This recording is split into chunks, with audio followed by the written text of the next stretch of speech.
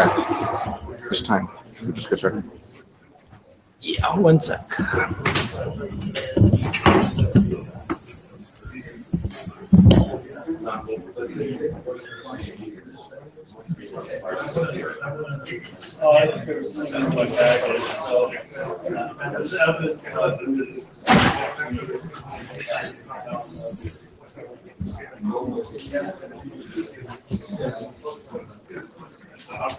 Okay, welcome everybody to Netmod session number 2. Yes. Thankfully, this room's a little bit larger than yesterday. And cooler.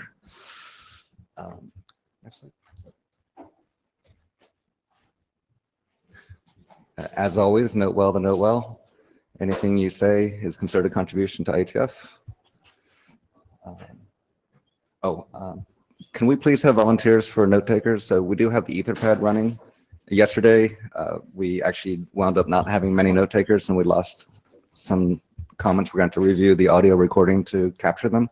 It'd be best if we could capture the comments in real time. Can anyone else join the Etherpad? Thank you. And can we have another volunteer to join the Etherpad to help put in notes? Great, thank you. Anything else? Jabber. What do you want to say about Jabber? Yeah, we really need a Jabber scribe. So someone who's on just watching, if someone wants to, if anyone answers remote. Had a little bit of a computer problem here. I might be able to get on. Thank you. Great. Appreciate it. Okay, we're done with that slide.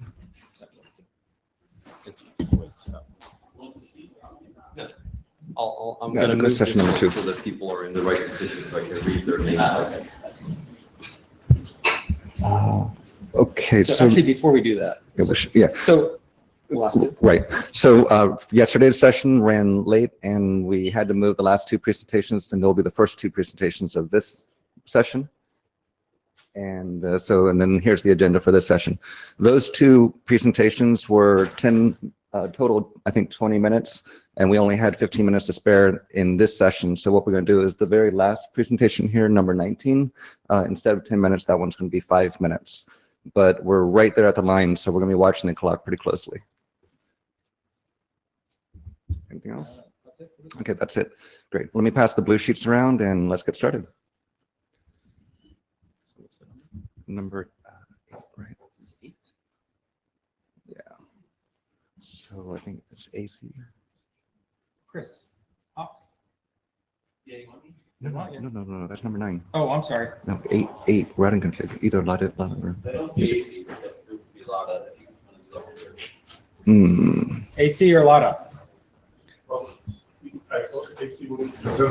So why don't we can go out of order? Okay. Yeah. All right, Chris, let's go with you. Number 9.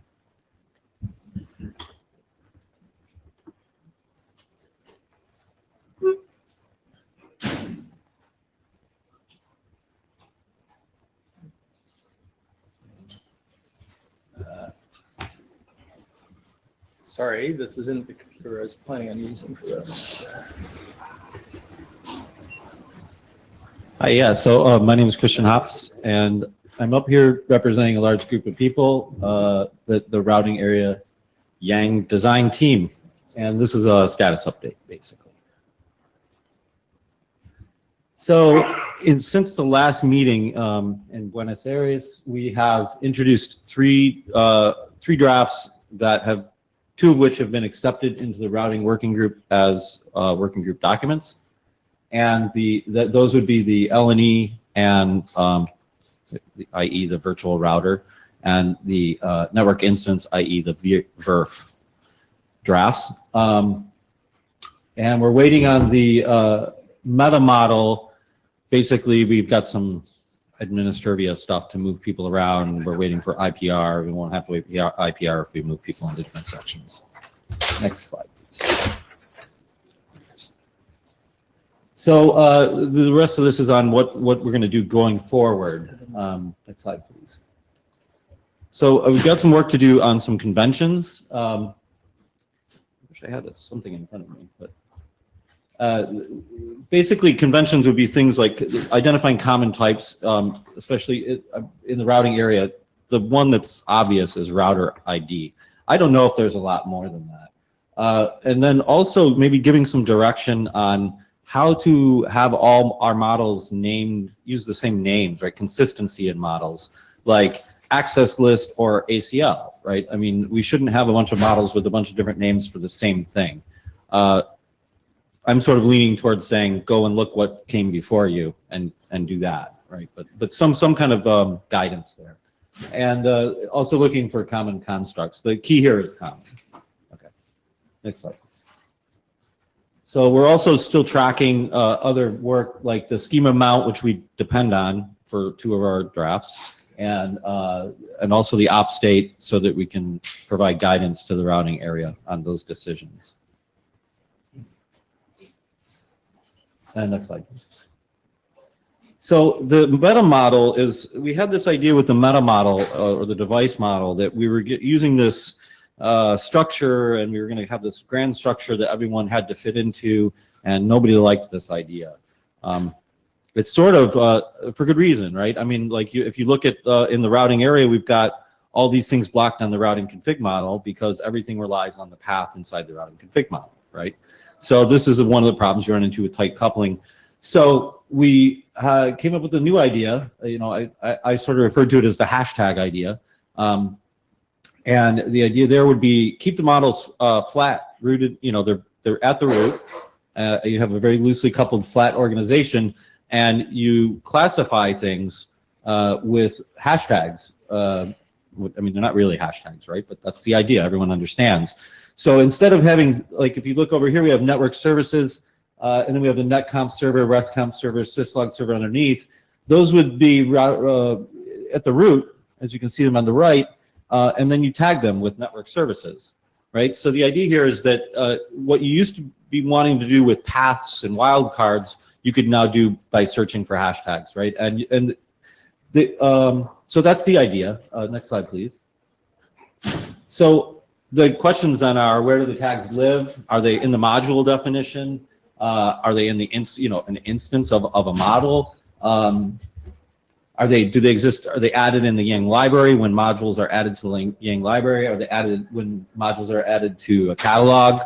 And who tags the modules? I think answers sort of those questions. I think the answer probably should be everyone, right? Like authors should be able to add them, augmenters should be able to add them, and users of the model of the modules, you know, should be able to add them. Next slide, please. So that's pretty much where we're at now, I think. Any comments or questions?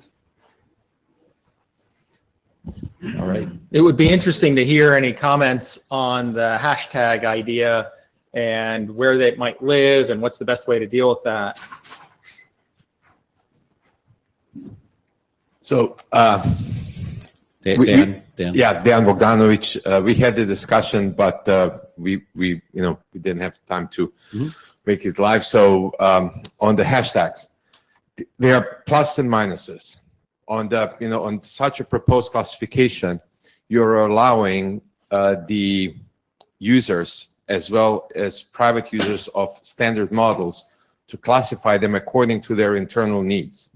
But then there is a danger that will spill out into the wild, and then you will have those overloaded hashtags, and then you will literally don't know which one's which anymore.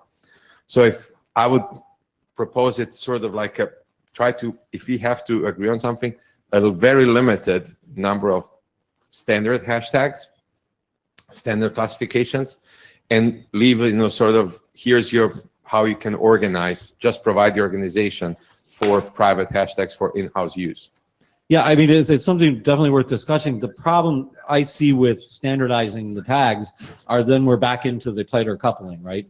When we leave it loose and let it be more organic in how it develops, yeah, you're right. I mean, it's just like hashtags, right? The analogy is really good because there's going to be a bunch of noise. It's going to be, ISIS. One of the tags I had up there, it's right there, right? ISIS, OSPF, BFF, right? I mean, it could be anything, especially, but that's where the modules come in and the conventions come in, right? So when ISIS is putting out its model, it's going to put routing protocol, and OSPF is not going to add routing dash protocol, right? I mean, there needs to be the conventions. And if you want to standardize that, that's where maybe in the conventions you say, don't, go to the routing group and find out what the right tag is. I don't know. That's something worth discussing, of like how to come up with those standard like tags. At least, Dan Bogdanovich, at least to propose a convention, because the idea is that it allows you for easier search, and your search results would be back in 500 different ones. Yeah, yeah. So I think there's two decisions, right? Should we do this, and then how loose should we allow the tags to be? Should they be ANA managed? Should a prefix be used? I don't know. Whatever. It seems to work in the internet, though, right? I mean, it's proven to work. Rob Wilson, Cisco. So I like the idea of using tags. I think it's quite elegant. One comment might be to use a common prefix for like the IETF tags, but that's an easy thing to control. Yeah, I think I heard Chris talk about using like a prefix. Andy Bierman, I like this approach as well. I had brought up the issue of like, where do you put your clock radio? And you could have multiple tags and that solves it. I think you're right. You really need conventions. Otherwise, you're going to have abbreviations just mess you up. And someone will do routing.instance, someone else will do routing-instance, someone else will do RTG.instance, and you'll just have every permutation possible. And so some conventions are going to be needed. Thanks. So there is a presentation on model classification coming up later. Carl Molberg will be presenting it. Unfortunately, he can't present right now. It would be perfect, right? But he has to step out for a little bit. So this conversation will pick up with a presentation in about an hour from now. But as a contributor, I just want to add, perhaps we could have standard classification hashtags with IETF namespace, and then allow for the vendor-specific extensions or whatever. We have plenty of time to. As an author of the classification draft, maybe we can take that into the consideration for the high-level proposals of how to classify the modules, because we were all about module classification, and then just add that and lay that onto it. I think I'm out of time. Yeah, there was one additional point that I thought was worth making. Would you only want this in the sort of offline catalog, or would you also like it from the device?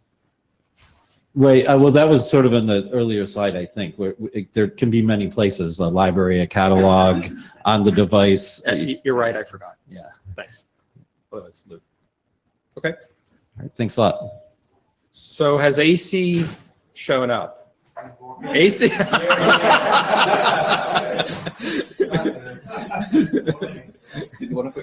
Put your coffee down and get up.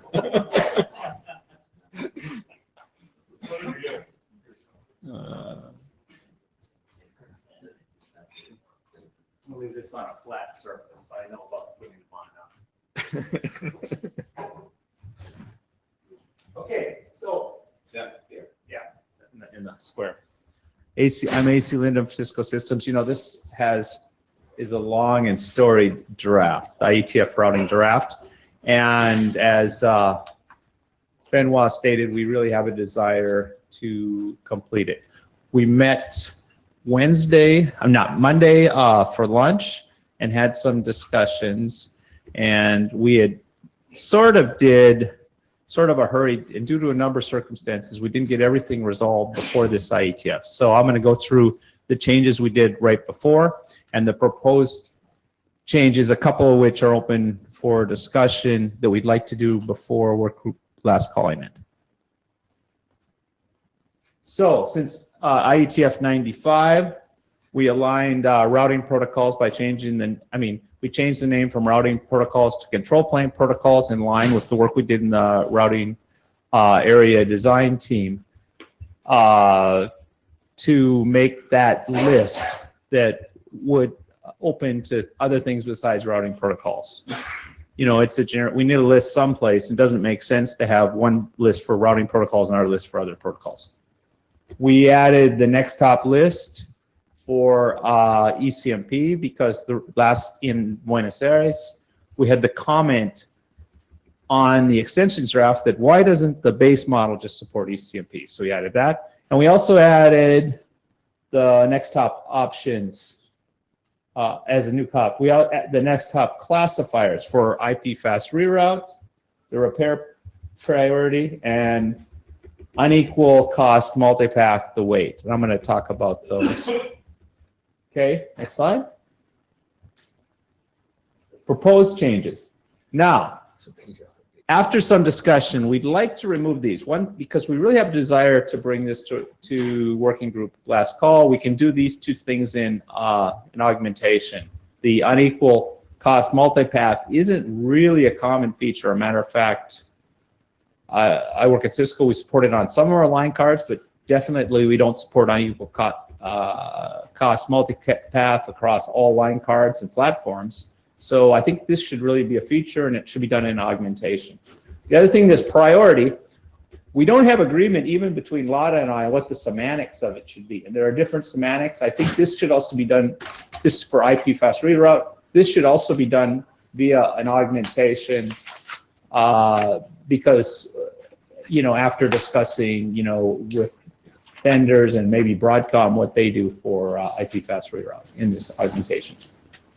And the other one was route metric. This is my proposal. I think we could put route metric into the base routing table because most implementations have a metric. Now the alternative, and I'm okay with this after talking to Lada, is just leave it out and allow it to be augmented in the various protocol drafts with the a when clause, so that if it's a certain type of route, you have the type of metric specific to that protocol or RIB client. So those are the two. We can just discuss those on the list. I think in absence of decision, we'll leave it out. The next one is, I know most vendor implementations have route tag, you know, just a 32-bit opaque tag as part of the base RIB. I know that I don't think it exists in Linux, so that's why I put this as a feature. And we'll also discuss that. I'll bring these up shortly sometime this week, these two things as questions. And finally, right now the draft has for a next top, you can specify an interface or a next top. I'd like to change that so that you could specify an interface, a next top, or an interface and a next top. This is to handle the case where you want to bind a next top to a specific interface on a multi-axis. Now, what happens on a lot of platforms that support recursive next tops or indirect routing, if you just specify an address, it doesn't bind it to a next top. It treats it as recursive, even if it's directly attached. It's just a much easier recursive. So this way you could bind a next top to a specific interface without it being an indirect next top. And I think that's it. Next slide. Sorry. Oh, I don't know. This is currently under discussion. We're trying to determine whether the fact that we're going to have an intended and applied data store should, if in any way, affect this model. There isn't a lot of duplication of state, so possibly not, and so it's more a structuring question. And I don't know. I don't know if we want to talk about that now. How many people? You're talking about the impact of operational Yes, state. yes. Not intended versus applied. But you're that. Yes, I'm talking about, well, should this decision and the fact that we have applied state in a data store, we will have it The revised data stores. Yeah, should this impact the structure of this model? And can we get it? I think our sense is we would really like to wrap this up. Okay, so but of course we operate on working group consensus. Mhm. So it would be good if someone wants to say if they have any reservations about us moving forward with another last call on this document? Actually, I think we should go with the last call because I don't think we will have anywhere soon the resolution on the upstate, because we have to also look at the Netconf impact, because just the, looking at the upstate from the Netmod perspective, without the Netconf perspective, we will not make much more progress. Great. So you're supportive like that. By the way, Dan, got it? Okay. Any other comments? So how many people have read this version? How many people have read any version? Any? All right, we got quite a number. What's that? 23 versions. Yeah, 23 versions. Now, there's been changes, so we think it's appropriate to do another last call. There was a last call on this once before, right? Yeah, we got a couple of changes that we're going to make for sure, and two that we'd like to get a feel for the room. I mean, for the list, for the working group. What are the two? Go back one slide. Yes.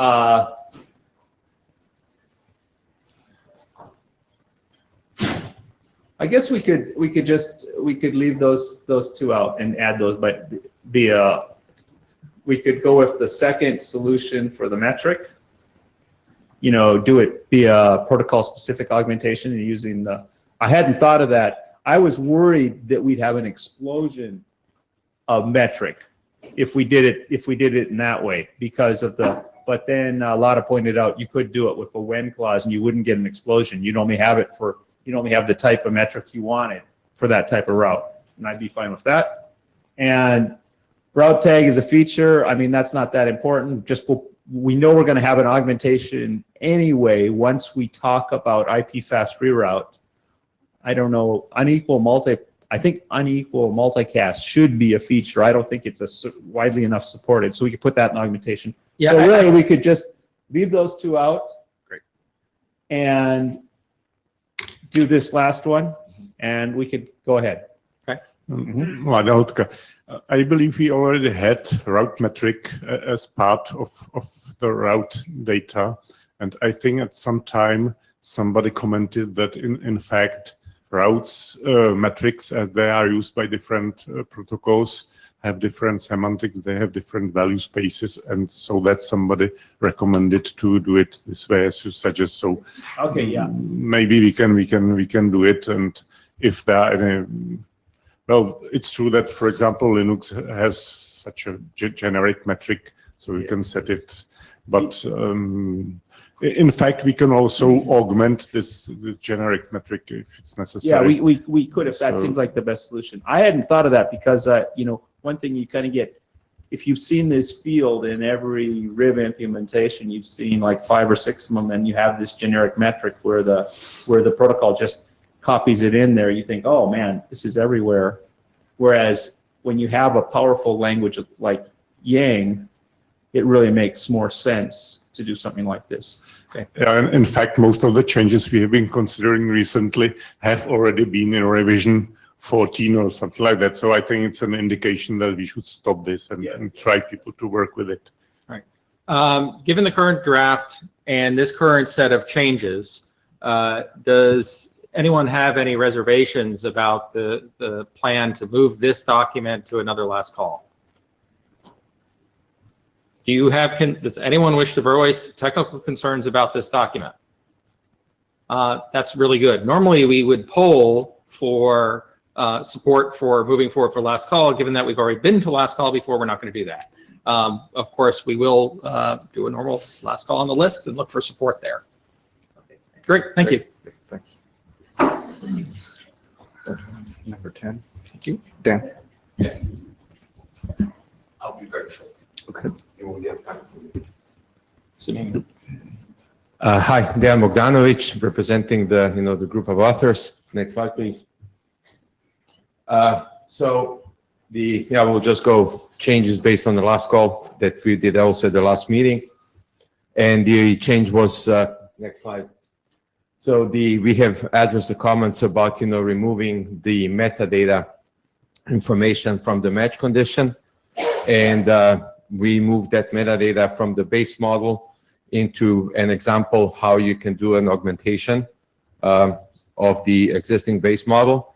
And we, the upgrade to, we updated to Yang 1.1 in the previous version. So the only last time the outstanding issue was, it was the metadata as a match condition in the base model, and that was removed. Saying that, does anybody have any objections to the current model? And would you agree again to make it a working group last call? So I think we just found a third chair. So anyway, thank you for volunteering, Dan, but do we have questions? Mahesh Chetamdani.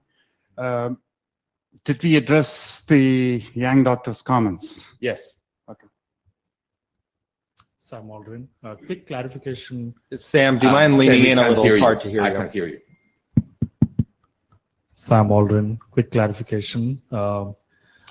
If I haven't read the latest model, so I don't know if you have changed, but if you have to configure the ACL, which includes both layer 2, layer 3, and the transport, or all three together, the rule, do you have to configure multiple rules according to your model, or it could do one? Because I think you have choice You can nodes, do right? match action. But you have to, the choice nodes, right? You have to do layer 2 or layer You have 3? to do it as an ACEs, like this is you're creating a list of ACEs, and then you're saying this action is, matching. If all those three conditions are matched, then this action is applied. But how are you putting them together? We were trying to put some if clause and then do the chaining of the ACEs. That wasn't supported by the working group.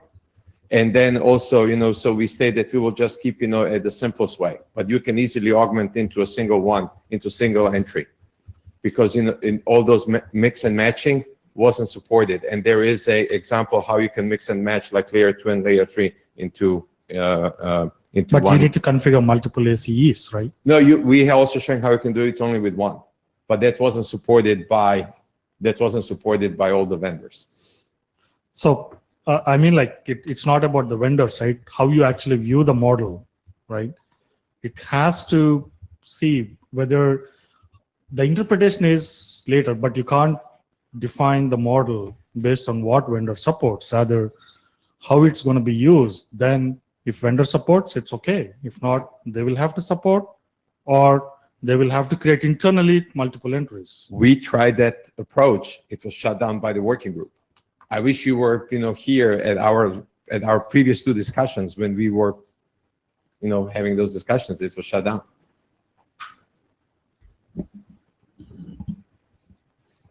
They say that we don't support mixed, match conditions. It's Elliot. I think the question was, and correct me if I'm wrong, was a factual question, right? Which is, if I read the model, it's a choice. Is that correct? Yep. That's what I heard. Thank you.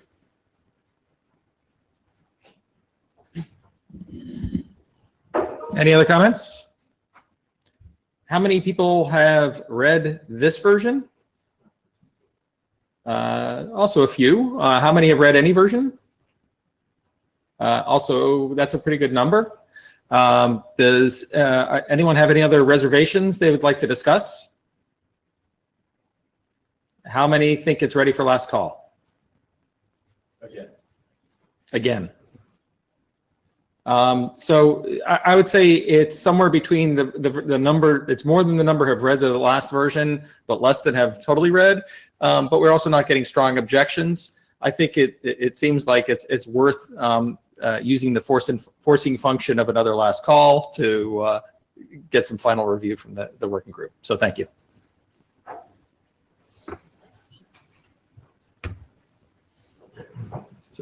Okay. That's number 11. Andy? Correct. If you want the votes in your minutes, then please make it slower. Say again? If you want the votes or the hands up in your minutes. I certainly do not want hand counts in the minutes, if that's what you're asking. We should not put what the words I said of, a few and a good number, that's adequate. Thank you. Okay, Andy Berman talking about the Yang guidelines updates, which is kind of turning into the Yang tutorial guide for IETF. That seems to be the collection point for everything that's non-normative. Next slide. So I'll just go over quickly the issue tracker and what changed in the next steps, and give away the ending. I'd like to wrap this draft up. So next.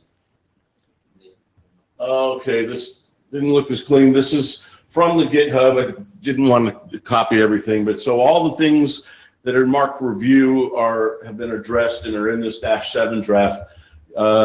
Benoit added a new issue, which I'll go over. And I just want to interject that a really good way to get me to pay attention to your issue is to put it in the GitHub. Of course, the working group list is good too, but then we like move on to other threads. It kind of gets lost sometimes. So in the GitHub tracker, it definitely doesn't get lost. Okay, next. Okay, this is an issue we discussed on the list, and then in the process of trying to prove everyone wrong, I figured, oops, these guys are right. We have to do this edit. This code begins. So what happened was that well, the discussion was around whether or not this is a code component for the standard, and in a nitpicky way, it isn't. It really isn't, because you're not supposed to implement example jukebox.yang in order to comply with RESTconf. Okay, it's just not part of the requirements. So I wanted it to be clear, because I think people will get confused, but we didn't reach any agreement on how to do example begins and example ends. So we're just going to go with Jürgen's suggestion, which was posted on the list. He had a nice email about it. And so it'll say in the next draft that code begins, code ends is supposed to be used for complete examples that you want extracted. And the tools need to be improved so that they only extract these. Just in the RESTconf draft alone, it finds 2 different versions of IETF RESTconf and a whole bunch of little modules that don't actually exist, because we're just trying to show them inside an example. It even finds modules that are inside a comment inside a module. So the tools really need to be smart enough to only grab what code begins, code ends tells it to grab. Otherwise, IDs just never get it right. Okay, Benoit. Benoit speaking. I agree with what you're telling. The tools are not buggy, because you would not believe when people don't even know they need to have code begins, code ends, and we don't know about the Yang models. We don't know. Well, so your tool will still be looking for anything that even looks like a Yang module, and then people will say, no, that's not a Yang module. Okay, that's fine, but we do. Is that's fine. But so was your comment that we can't count on this being in the draft? Because yes, well, I'll take care of that. Don't worry. okay. Because if we can't get them to do code begins, code ends, we couldn't get them to do example begins, example ends either. So yeah. All right. So that issue is kind of settled. It'll just be the one format of doing things. Next slide. Sorry, one question about this one. As a contributor, with the examples, would it make any sense to differentiate between Yang module examples versus instance documents examples? And specifically with instance documents, for validation purposes, it would be interesting to run them through Yang compiler to see if actually they do validate to the Yang module. Yeah, you could take that to the nth degree. We could tag every little thing in RESTconf and see if it's valid HTTP, and probably you could spit out some that aren't. But I don't know that. Yeah, the instance documents are out of scope for this right now. We add to the list whether, that's what more things should be done. Because this is sort of a general issue, and on the IETF Trust website thing, they certainly don't distinguish a Yang module as some special kind of code component. It's just one of many kinds. Okay. Next. Okay, so this I put on the slide just to capture that we didn't discuss this because it's new, but the conventions for what's in the tree diagram, we've decided over time this is a useful thing to have, and people refer to these tree diagrams quite a bit.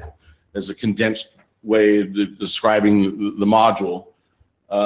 So should we have groupings in there? Should we have the notification? I think the notifications definitely should be listed because that's on the wire. So anything that goes between the client and the server, I think should be in the tree. But so I don't think grouping should be in the tree, but you know, that's for discussion. Does anyone have any comments on what should be in those diagrams? No? Okay, well, we'll have to take it to the list. You next.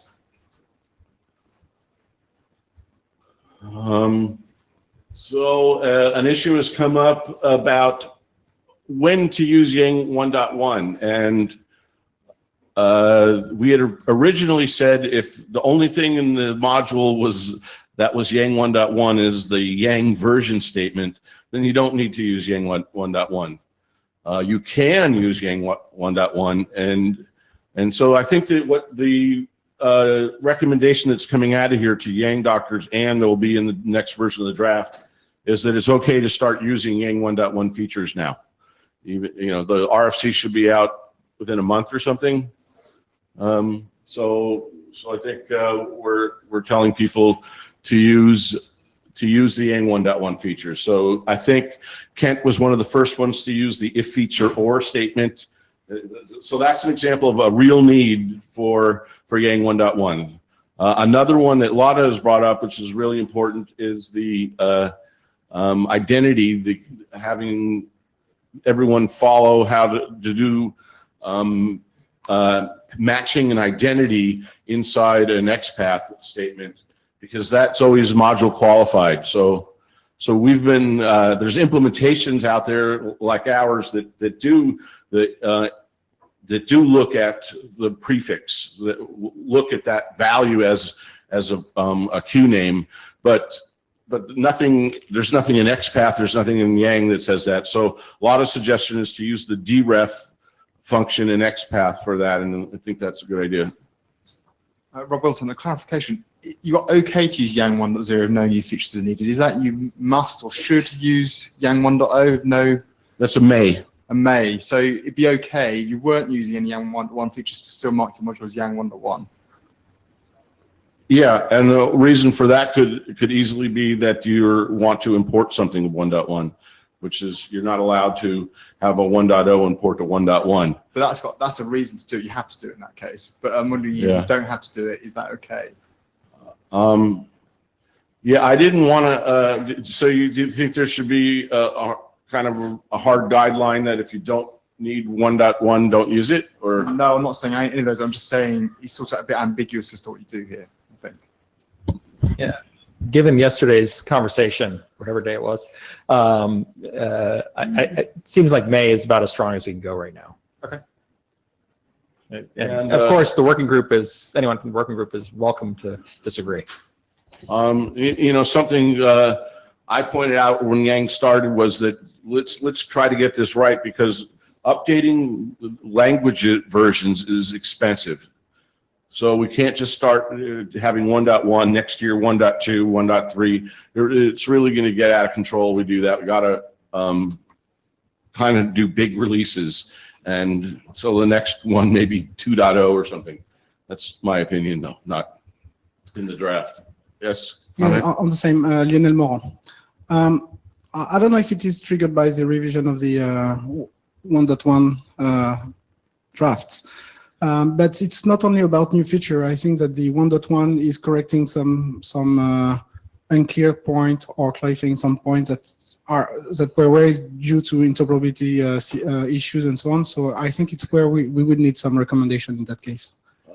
That's a good point. There are things where the syntax is not changed at all, but we've clarified the semantics. I know. I think import statement is one of them.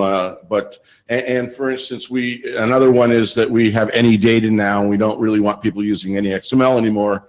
But those, yeah. So I guess I need to write some more guidelines on why you'd want to use 1.1 or 1.0. Would that help? It's hard to like complete the list because it keeps growing. That's the problem with this thing. Try that. Any comments from the Yeah, room on that's a that? good, that's a good point. I forgot about that, that there are things that we clarified that, beyond change, that don't have syntax changes.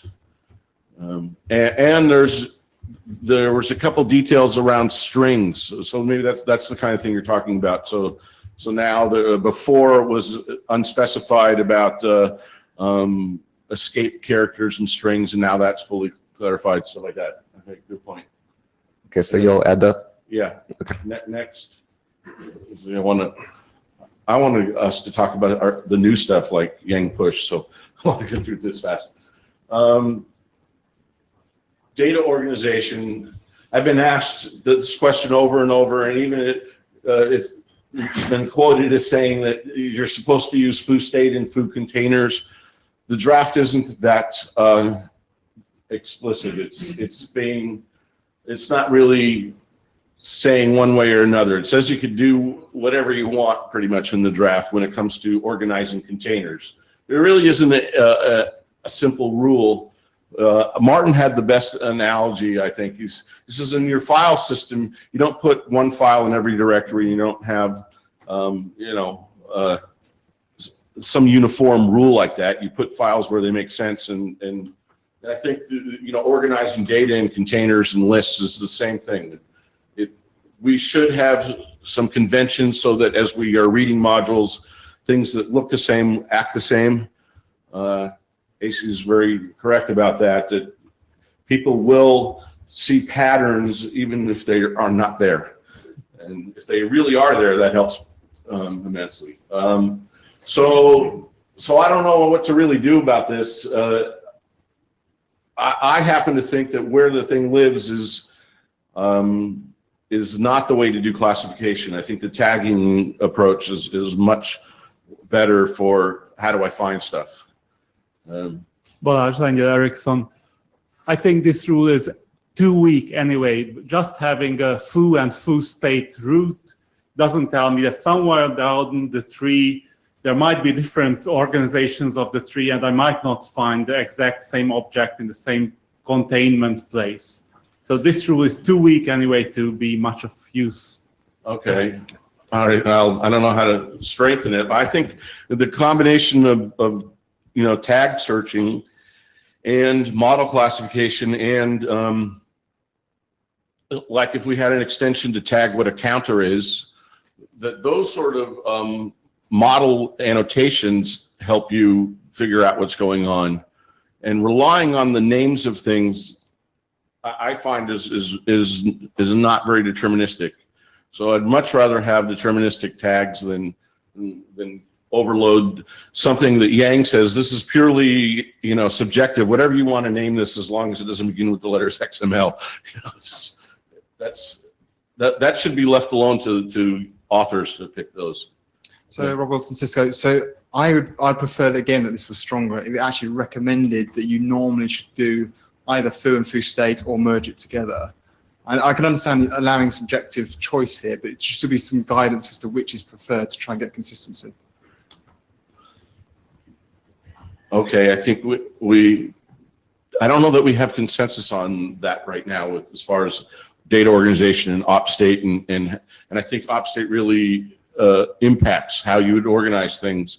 And if we go the direction of your draft, then things it'll be clear that it's going to be in one tree. Okay, and but I agree that this is definitely not putting a stake in the ground. It says right there, no easy rule, but I'll try to work it a little better. So I think this is section 523 in your draft, right? Okay. I don't know the numbers.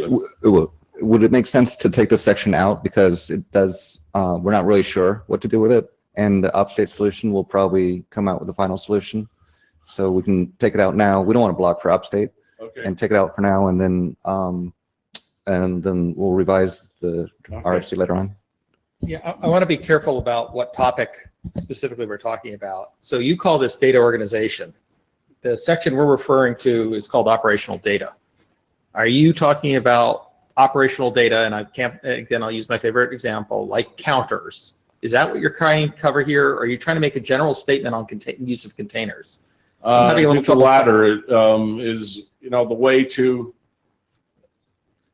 we have this pattern now with the existing modules that we have a top level foo state that's read only and foo that's writable as a design pattern. And I happen to think it falls out from all the read-only MIBs we've done over the last 20 years is that the first thing we do is we standardize the monitoring, and that's true in netconf, that's true in restconf. And I think standardized monitoring has a value on its own, even if the vendor doesn't implement the standard configuration.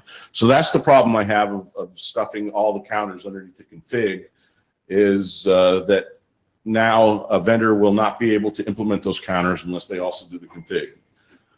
Maybe So you're saying- some people say that's a good thing. I want to force them to do the config. Are you saying stuffing it in the same model? No, in the same container. So should I Okay. have my counters under foo or under foo state? And no, the applied versus intended versus applied, that's not this. I know that. Okay. But, well, Jurgen's probably going to say, but it allows you to move away from the organization that drove to what we have with interfaces of config and state. Right. This is definitely an issue in flux because of the revised data stores. Yeah, and what's interesting is I believe, I want to repeat back something I think I heard you say, which is different than other people have said, is you do not think the operational information like counters should be combined with configuration information. They shouldn't No, be put in. I think that's fine if it shares a lifetime. Okay. There's like, if I had a counter that said how many times this ACL was matched, I definitely want it in with the ACL. That's where I'd put it, because it doesn't make any sense to have this counter unless I also have the ACL, right? So now the interfaces versus interfaces state, I don't know. I wasn't a big fan of that from the start. It is complicated. There's a price to pay when you do that, but it was done to support provisioning. It was done to support cards that are plugged in but not being used. So, and that's, I guess, falls out from CLI. CLI does that also. So, I don't know that that's the model for everything though, but I like Kent's suggestion that we let op state handle that. And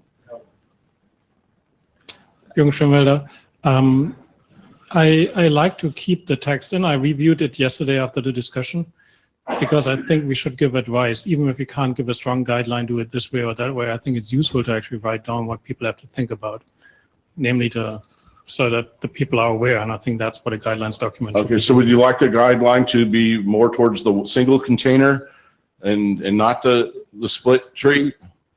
I think it needs to be, I think we have to make people aware of what they have to think about. Okay.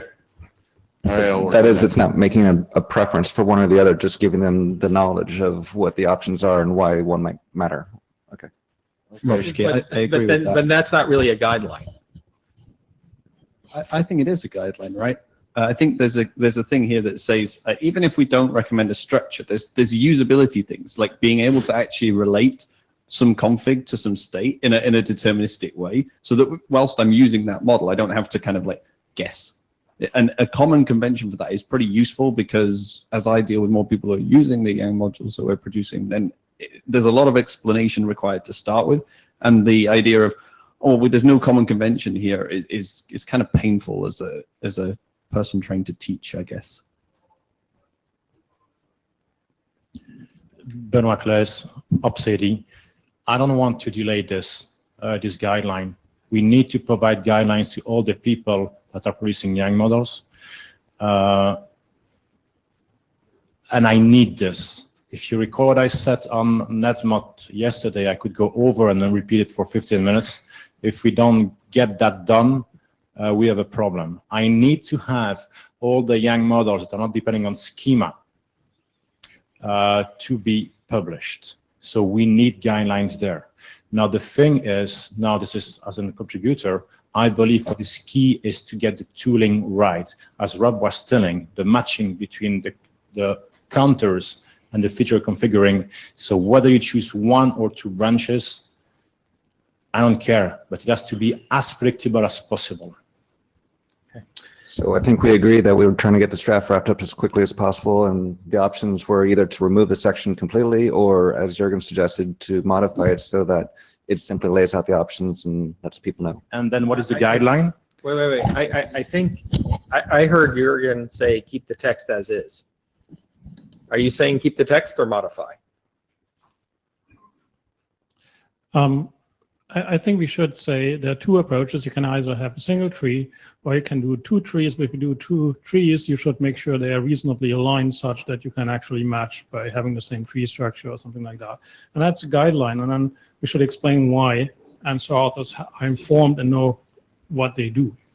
I don't think we solve a problem by just hiding the whole issue. So that's a modify. It sounds like a slight modification to what's there, not a radical modification. And then whenever you use two branches, the other one will be dash state. Because if you start having states or dash counters or dash, we don't get anything done from a tooling point of view, right? Yeah, so that's again a slight modification from what's there. It's strengthening from going from an example to a recommendation. But actually, Erickson, so at least this naming convention and saying that the exact same containment hierarchy is needed in the two subtrees. Whatever will work with tooling. Yes. I'm a little hesitant to bring up this point when the draft currently says the relationship is defined through the definition when you're using one of the modes, through the description. So does that fit in your tooling statement? Description, it uses description to relate. I think I could make it stronger, like should match the naming structure used in the other tree. So that would be algorithmic mapping to the state tree. I think that would fix the description problem. Please do. I don't like the description statement being used for things because it's not very possible. It needs to be a should. I can remember BridgeMib stuff where the config and the state were not indexed the same because there was more stuff in the state than in the config. You know, so that's just how, you know, the operational stuff tends to work, is it has more detail. You'll see something like admin state is up, down, but the oper state has a lot more enumerations than up and down. Okay, next. Hold on. Benoit, maybe one last one, since we spoke about upstate being broad. We've got the guidelines that we should not model the applied. We should not model the applied in the Yang module. Do we want to mention that there? Because one way or the other, I will have to make that statement that you should not, as an upstate somewhere.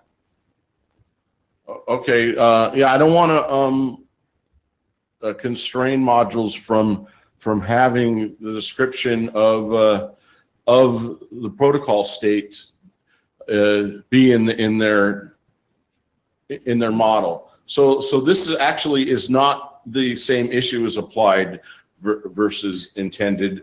This is when you have two separate leafs, like IF admin status, IF oper status. Yeah, that's my point. What is the guideline? I mean, I know the guideline. When that's needed, that's needed. I don't know that there's a guideline that says you can't do that. Right, but that's a different problem.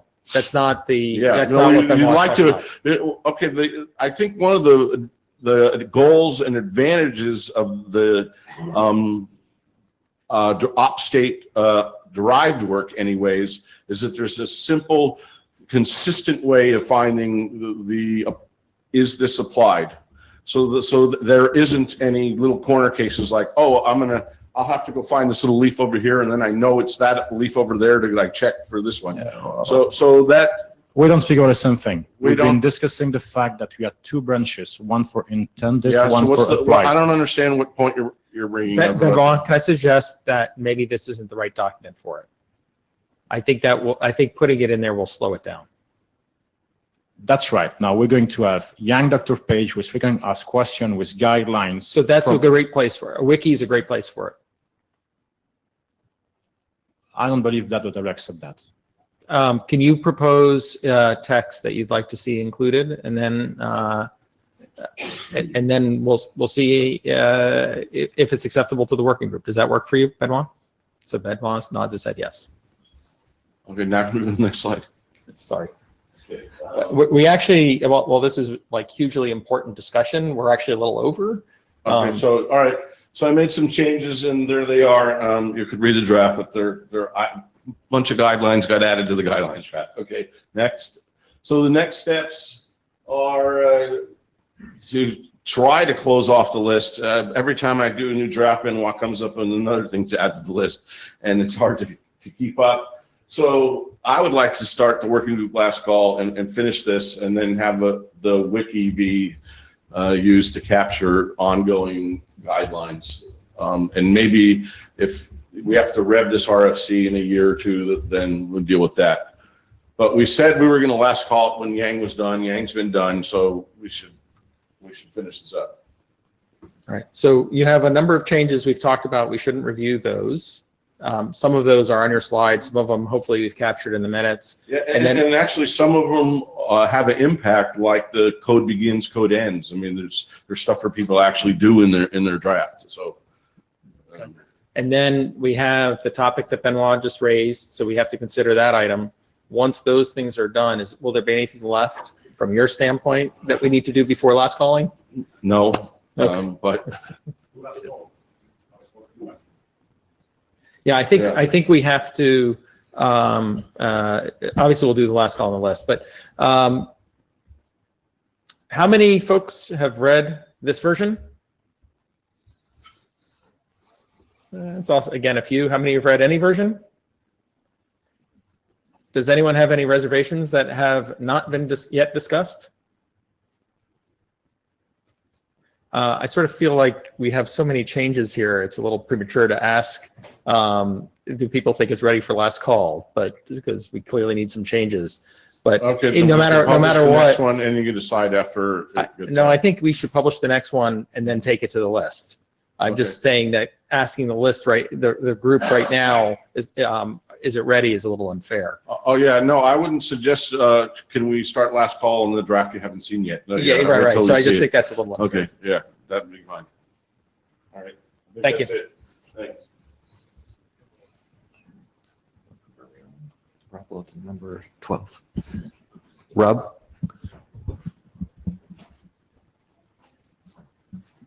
Just while they're setting up. So as a Jabber scribe, it's a lot easier if people use the front mic and make sure that I can see the name tag. Then your name will be hopefully correctly spelled on the Jabber together with the recordings and everything. And then the minute taker can look back and make sure the minutes are correct as well. So thank you. Hi, so Rob Wilton. So I'm going to give a quick update on two drafts. The interface extensions one that's been adopted as a working group item, and also this interface VLAN model that I'm trying to get adopted, but it's been slightly stuck in IEEE. Next slide, please. So a quick recap of what the two drafts are, just to set the scene. The interface extensions YANG model sort of defines some extra useful configuration for interfaces, which there's sort of things like MTU and link flap mitigation, etc., that lots of vendors implement. They're not things that have traditionally been standardized. One of the key ones is introducing sub-interfaces, and that's what this second draft effectively hangs off. So the second draft is defining some flexible encapsulation that allows you to match traffic, VNet tag traffic to sub-interfaces. And this is both for L3 and L2 services. And the key point here really to know about this is that the IETF forwarding paradigms we have, V4, V6, pseudo-IS, V+, etc., those all effectively require this model or an equivalent to be configurable when interoperating with VLAN tag services. Okay, next slide, please. So first of all, the interface extensions one, this has been adopted as a working group item. The progress is actually quite slow. The key thing really is I need more feedback from people. I need more people to review this document and provide feedback. I've also been quite busy with other things, the upstate solutions that slowed it down. One comment that's come in quite recently is to do with defining a new identity for sub-interfaces rather than using an IANA type L2 VLAN.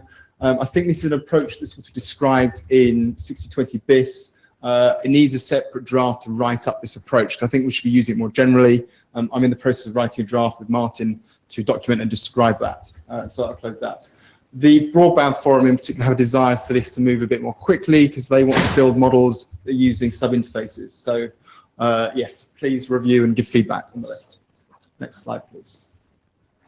The one that's potentially more interesting is the interface VLAN Yang model. So this is the one that the IEEE 802.1 committee are concerned of overlap between what I'm trying to standardize here and the 802.1q bridge standard. So I've presented to the 802.1 working group committee. I went to the last interim and had received some feedback from them. I've addressed effectively what I regard as the main criticism that I could address.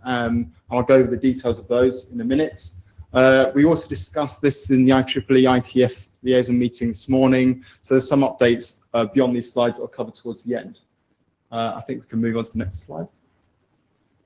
So the main criticism I received was that it's key that the IETF model that's being defined should be somewhat restricted to ensure it interoperates well with a .1q bridge. And in particular, they wanted the fact that the tags you're matching on a packet have to be the same order that a .1q bridge would produce. So you have to have an outer SVLAN and an inner CVLAN, and don't allow this model to allow tags to be put on in a different order. Which is fine, and I've updated the model with some must statements to put these constraints in. There is some sort of concern from the Broadband Forum folks that actually, for their use case, where they're using VLAN tags really to identify services or customers, they would actually prefer more flexibility. So there's two ways of pulling at this model. There's the IEEE that would like it to be constrained to what their standard says, and there's other folks that use VLAN tags in different ways that want it to be a bit more flexible. So I've updated this bridge, updated the model to be close to what the IEEE.1q committee would like. They're in the process of hopefully reviewing this. Next, please. So other comments I've received, I can't directly address. So I received one that said that this model may fundamentally violate the IEEE.1q architecture, which is 1,800 pages long. This is one that they need to discuss within their working group and decide whether that's the case or not, and that's with them. Next slide, please. So this one came up today actually, is that what I'm standardizing here is partly part of the .1q host stack in a way. And I think they do have some documentation standardization within their drafts, but they have no configuration model. They have no way of identifying that you want to configure something related to a tagged stream of traffic. They are actually planning to look at that, and they may decide within 802.1 working group committee to actually try and standardize the host stack there. So there would be overlap in that case, and that's something we need to work closely with them about. Next slide, please. Another one is that flexible VLAN classification may put pressure on .1q committee to implement the same sort of features on their bridges. Given that this configuration model has been used on routers for the last 5-10 years, I don't think that pressure will come up today. I think it's already been there, so I'm not sure this is really a fair issue or anything I can do with that. Next slide, please. Another one was saying that they wanted to make sure that we only implement features and a configuration that is easy to be implemented in hardware or can be implemented in hardware. Again, there's plenty of implementations that do this sort of matching in hardware, different vendors, different ASICs. So I don't think this is a new issue or one that we need to worry about. Next one. The last issue, so this was discussed today, is as to whether the draft would potentially be informational or experimental rather than standards track. I said I'd seek guidance from Netmod, working with chairs and OPS-AD. In fact, actually it was discussed today. I think the consensus was that it doesn't make sense to be either informational or experimental, and we should be trying to agree with IEEE and have it as a standards track document and get the right stuff in IETF and the right stuff in IEEE. Next slide, please. So I received a little bit of other feedback from other folks that I need to address. I've got the Broadband Forum folks have reviewed it because they'd like to extend this model. At the moment, they've got some changes and they've taken a copy of it. So I need to discuss with that, and we'll do so over the next couple of days to see if we can align those together. And then there's some more recent ones. Okay, the last ones is basically suggesting that we try and unify again more bits of the model with the IEEE. So particularly the manipulations of tag stacks when you push and pop tags. That's something the IEEE standard relatively recently, potentially is adopted. So it's looking at whether it makes sense to unify that. My concern there potentially is that the semantics between the two might be too different to try and unify. So I don't know. I'll look at that one a bit further. Okay, next slide, please. So the next steps, the interface extensions Yang model review feedback is what I would like to progress that one in this working group. And I'll continue to engage with the .1Q working group. I'll probably go to the next interim meeting to see if we can push that forward, but that might take a while to get any further. I don't know. Any questions, comments? Dan. Okay, thanks. Ooh, sorry. Gian Ramashkano. Something that you did not say actually was that there was also a kind of a proposal from the IEEE that said something like, let us do this part because this is, which is, I would say, like 90% accurate, because actually there is a layer of configuration which is not necessarily within the IEEE realm, but what actually they would like to avoid is that we standardize in an RFC, and as discussed, it doesn't matter if the RFC is informational, experimental, or standards track, something that actually can break the IEEE architecture by configuring wrongly the tags order. So I believe that we are doing everything right in my opinion. So that's my kind of personal opinion. Also, I'm taking out the head of liaison to the IEEE. I believe that we are doing all right, but we need to continue to work very tight and kind of inform them on every step that we are taking. We may expect actually to receive a formal liaison after their plenary meeting, which is next week. We'll wait and see, but I believe that we are on the right and correct track with this, on the conditions that we continue to communicate and inform and receive feedback and invite feedback for every step that we are taking. Thank you. Tim Carey, Nokia. So I just had a quick question just for clarification on the VLAN draft, right, with the BBF in the IEEE. Do I sense that there's some divergence there that can't be reconciled? I don't know if it can be reconciled yet, so that needs further investigation. But yes, there is potentially some divergence there. That the IEEE would like it to be more constrained in terms of what you're allowed to do, whereas I think that the BBF models would like it to be less constrained to match their drafts effectively. And the orientation is towards the IEEE model. At the moment, I'm just trying to get the clarification. Yes, at the moment, yes. And then we're going to try to see if we can meet the BBF needs once we understand the modifications that you're making to the IEEE, right? Yeah, sort of. But I think we'll try and do the two in parallel. So I think it's trying to understand both sides and get them together. But yes. Okay, but okay. We're running about 15 minutes late right now, so if we can keep the comments to short. Just a quick question, Anton Ivanov, Brocade.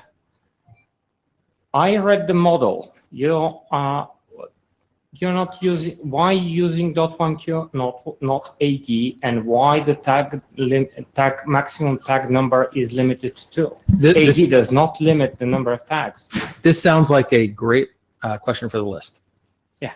Okay. But basically, there is plenty of configurations which you will never configure with this model. Okay. Thank you. Okay. Andy Bierman will talk about the entity draft, which has not been discussed on the mailing list very much. So maybe this presentation will help address that. So next slide. So we had a team that didn't come out so clear. I don't know if you could read that, but it essentially has the bunch of objects from the entity MIB. And then there's some stuff from entity state MIB, and then there's stuff from entity sensor MIB, all thrown in this. This is the read-only tree, and so therefore we called it entity state. following the pattern that we're not. So we need people to read the draft and decide, is this the right direction? Should we even be doing an entity model? We had decided before we needed it, and so the design team worked on this, and we haven't really made too much progress since. So I think we have to get some comments on the mailing list about if we have the structure correct, or we need to, diverge completely from the entity MIB model, or get, match it more closely. We took out the S&MP stuff. We took out logical entities. This is just the physical inventory. There's no, all the logical entity stuff was related to S&MP contexts, and we didn't see any need to add that in. Next slide. Sorry, just a quick point. Last Okay. night there was a liaison meeting with BBF, and they articulated dependency on this model. And Okay. I think also they were going to try and support, provide some honest discussion. Okay. So the next slide has the entity subtree plus a couple notifications, and these were things that were read-write in the entity MIB. You understand that writing configuration in S&MP has been a very touchy subject for decades, and so there were things that, like, well, you're allowed to come in and change this if the manufacturer provided one, then you were allowed to change it, and things like that. So it was very much a read-write, not read-create model. So I don't know how much of this physical stuff or this configurable stuff maps over and needs to change. So we need the working group to discuss that on the mailing list. And then we didn't change anything in the notifications. Next slide. So the conf DC tool found a bug. We were passing 3 parameters to derive from or self, and it in fact only takes 2. So yeah, that's XPath will say, sure, throw some extra stuff in there, we don't mind. But in validating the Yang modules, certainly it's like calling a function wrong in C, and it will gripe about it if you put warnings on. So we'll change that. That needs to get fixed. So thank you, Benoit, for adding that to the tool chain. I think all the work you're doing there really is going to improve initial quality of modules, because people get notified right away that there's problems. So then there's some GitHub issues that have been on the list there for a while. So one of them was, should the entity sensor stuff be in a separate module, or should it just be in here? And we didn't have any changes, so the proposal is to not change it and just leave it the way it is now. And then this number 11, I think, did Dan add that one? Dan, did you? Yes, I think so. And so that's a technical issue of whether or not we're aligned with the MIB, the conformance for the latest version of entity MIB. I think we'd looked at the previous version, or yeah. So we need to maybe update and align better with the MIB. And then Martin added an issue about the notifications and whether or not there's overlap, and how does pub sub going to cover this? This is an important issue, because you really don't want so much chatter so to comply with this module, I have to send this notification, comply with that module, I'm sending that notification, and so I'm sending 4 or 5 for the same thing after a while, if you keep going that route. So I think we do want to conserve these and need to look at the conformance, or what we used to do in MIBs is have on-off switches for the notifications. Just let the operator decide, I don't want to see this one or not. That was the extent of S&P configuration, pretty much.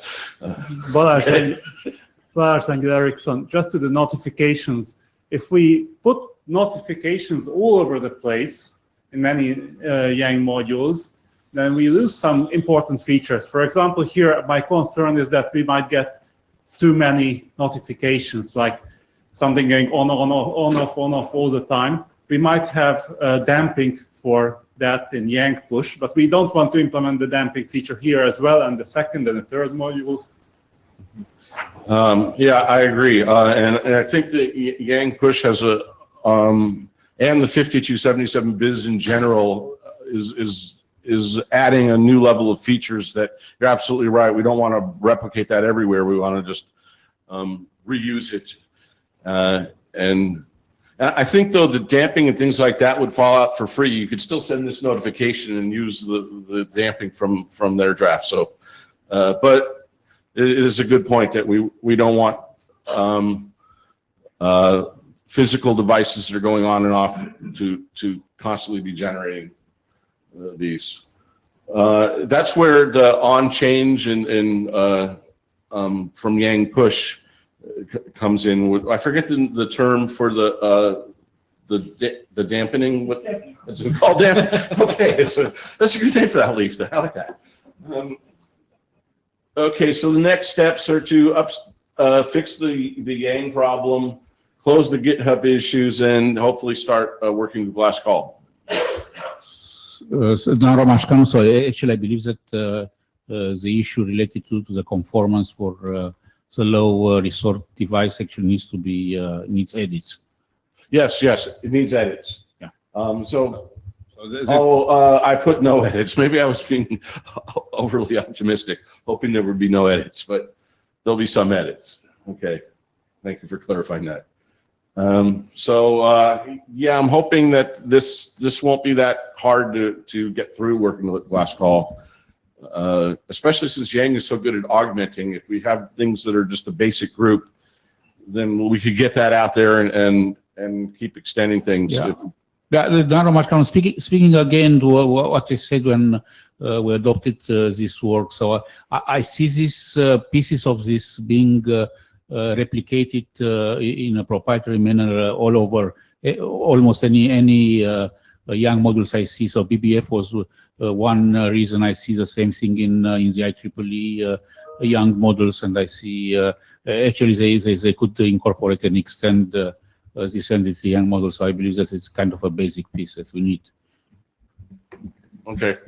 So regarding working with Glasscall, I think just like with your other draft, we need to submit an update to this one and then let it be reviewed, and then we'll call for Glasscall on it. Okay. Do you have an ETA? Oh, yeah. Well, I would say 3 weeks. I'd like to meet with, I'll meet with Dan while I'm here and see if we can get some edits done while we're here. And Clyde, can you step to the mic on unmute echo? Oh, cool. Someone's at the mic on me. No, we're sorry. Clyde is the next presenter. If he steps to the mic, otherwise we'll move to the next presentation. Okay, so maybe I saw Carl come into the room. So Clyde, if you can come to the mic, Is he there? No, well, he's not stepping to the mic though. Doesn't he have to get in queue first? Yeah, you have to enter queue. Clyde, are you there? Clyde, are you there? Type something. Okay. So we'll jump to Carl. Yeah. Yeah. Number 15.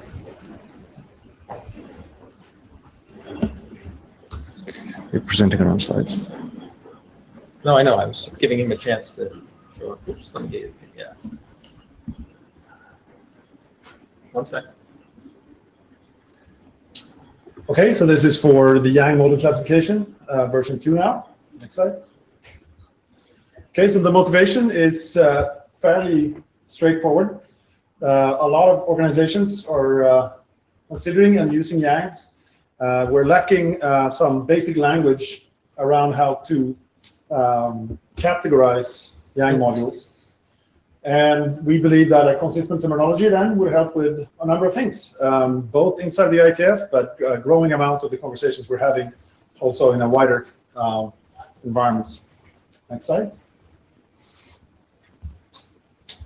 Okay, so the one big thing we did between 0.1 and 0.2 is that we thought through what it is that we actually classify.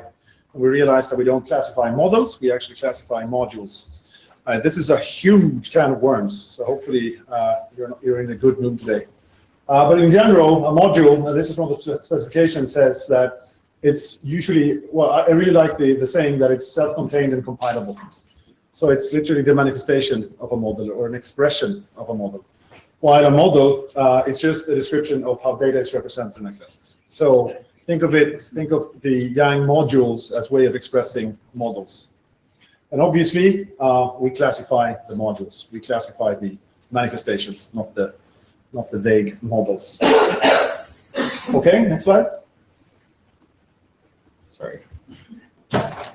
All right, so we introduced a set of concepts and terms. We suggest two ways of slicing the modules. The first one is layering based on their abstraction level, and the second is type of module based on kind of who's writing it and what the intent is. Next slide. Sorry, trying to do two things at once. No worries. Okay, so the first dimension is layers. So here I want to point out that, look, one of the things that we don't want to do in this draft is to enforce or even reflect architecture, okay? This is terminology only. So this is trying to be defensive and make sure that the terminology fits all perceivable ways of structuring this as it evolves, okay? So we backed out and said, we're only going to suggest two layers. Next slide. Network service Yang data models, which are abstract models that allows instances to be decomposed into what's the next layer, which is the device layer. And the decomposition is a separate process that I'm sure we will take on later. So that's not part of the scope here. And examples that we have now, too fast, is the L3SM, or the layer 3 VPN service model. And an example of work being done outside of the IETF is, for example, the MEF EBC-based service model. So they are not device specific, they are services that are then decomposed into device layer instance data. And next slide. The second layer is network element Yang data modules that actually describes what Yang can describe of a network device. And the decomposition or execution of changes to that part into what's actually running in the box is also outside of scope. And examples here obviously is what we're talking about, the interface management module, for example, or the modules in the Netmod routing CFG draft. Next slide. All right, so that's the first dimension. The second dimension is that we suggest to classify according to standards, standard Yang modules, vendor-specific modules and extensions, and user-specific modules and extensions. And important to understand that this kind of creates a grid. So there are these three classifications applies to both the network element layer and the service layer. Next slide. Kind of like this. So on standard models, we have vendor extensions, and on vendor extensions, we may have user extensions. So there's layering here too. Next slide. All right, so then of course you run into the delicate task of defining what a standard defining organization is. And we said that there are no formal definitions, but normally they publish specifications along particular processes, and it's developed for some sort of wide use, and the life cycle is the editing cycle of the specification.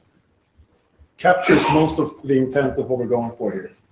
IETF, IEEE, and the MEF, of course, are good examples of standard defining organizations. Next slide.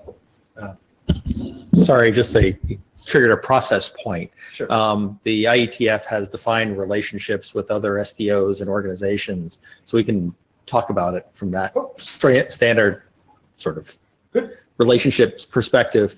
That helps, actually. Yeah. So we can talk about liaison managers, and we can connect you through the ADs. I don't know who those people are, but we can figure that out. We'll talk. All right, so vendor specific. So developed then by organizations with the intent to support the modules. So ship or whatever verb you want to use and support it. And the intent of the models, of course, range from stuff that they want to upstream, perhaps to us at the IETF, to strictly internal models that they only expose for their own needs. And of course, vendors are also expected to develop extensions to standard modules, extending things like IETF interfaces or the topology graphs that we have. Next slide. User specific, okay, so they're developed by organizations that operate based on standards or based on vendors. So context specific extensions. And of course, they express the specific needs for a particular implementation above and beyond what the vendors and actually standards ship. Next slide. All right. As always, read the draft, provide feedback. At this point, I would like to be considered for moving into last call. If not soon, then pretty soon.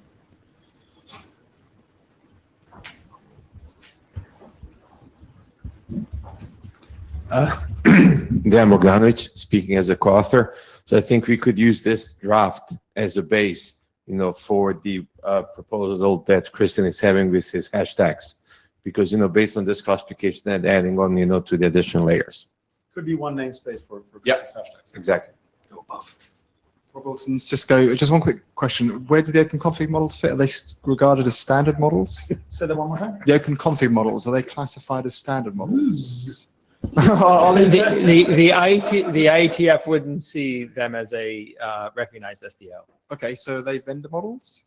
I would say vendor models. So open source organizations, for example, we would count as vendor models. Okay, fine. This is the kind of work. I am your kind of The cool thing is the IETF as an organization has been here before, and we can find people who can say what the right word, right way to phrase it. Because we've been here before in other. Yeah, I just wanted to check how they've been classified. Right. Just come up, Rob. I see you're halfway here. Okay. I'm insulted by being vendor. Oh, I knew it. I'll buy you beer, and you'll forget about it.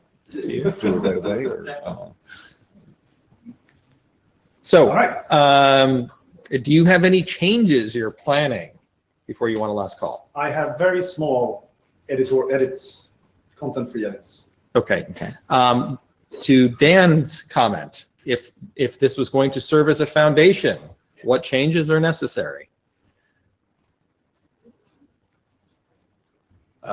So Dan Bogdanovic, we didn't consider them when we were working on the last document and the last published document. So this is something that we might even ask now the working group if they think that this should be some, providing some baseline for the proposal, that Christian is proposing. And as a comment to that, Carl, I don't mind splitting it though. We might not need to put that into the actual classification document. We can make it a separate. We have an option to make it a separate document, so we can choose. And Lou and I and AC could speak on as co-authors on Christian's, draft that he was presenting.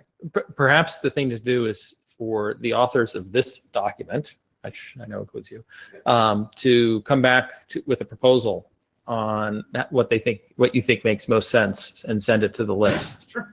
And you already have one update you have to do, and maybe we also recommend this other update. Yeah. And then once we've done that, we can move forward on the process side. But it's still worth, assuming we have some more changes, but it's still worth asking some feedback from the room. Makes sense. Yeah. Can you ask Clyde if he's able to do this? Sure. Does anyone have objections to this document that have not yet been discussed? That's great. How many have read the document? And any version? Sorry about not being precise. So same number, since I was imprecise, and it's not a huge number, but it's also it's an okay number. So again, we'll look for the update. We'll look for the mail, and we'll see if we can get Clyde. Thank you. Oh, great. Thank you.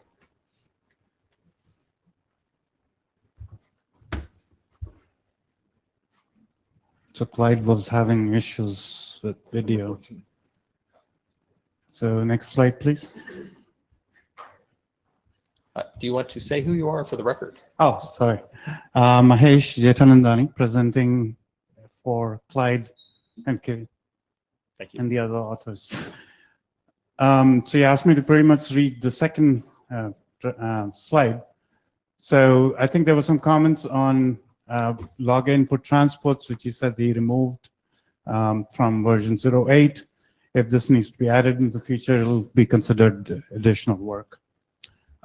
He removed the actions terminal since there's only one vendor that's currently implementing that. And he, of course, removed the feature session facility user logging as a simplification. And there were a couple of suggestions on trying to shorten, not use syslog everywhere in the name. So I think he took care of that. He thinks he has addressed all the editorial comments he received from Jürgen. So, and he worked with Kent and Gary to add the TLS support in the syslog model. I don't know if you had anything to. I think he's saying it's currently commented out because in the IETF TLS client module is not complete at the moment. Oh, yeah, sorry. Sorry.